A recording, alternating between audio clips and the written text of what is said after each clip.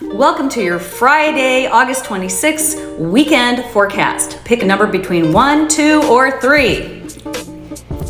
Okay, got your number? Great. I've already pre-shuffled and selected the cards. We have 3 cards that have fallen out of the deck. If you picked number 1, this is your card. You got the Strength card. 8 energy. Take some damn action already. Stop thinking about it. You are stronger than you think. Look, she's holding on to a lion like she is in control. You are the captain of your own ship.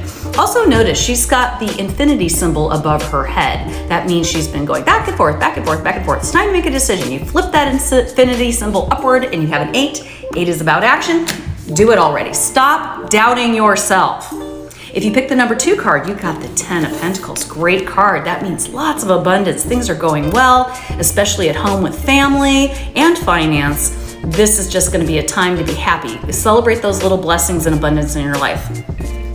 If you pick card number 3, maybe you're struggling a little bit with some inner turmoil. The 7 card's a lot about connecting to your higher self and your consciousness and knowing that maybe you're trying to figure something out. The wands represent your dreams, hopes, and desires, but you see he's sort of fighting these anonymous wands, meaning he is fighting with himself. So this is a time to think about what's going on in your life and why it's so hard for you to come to a decision.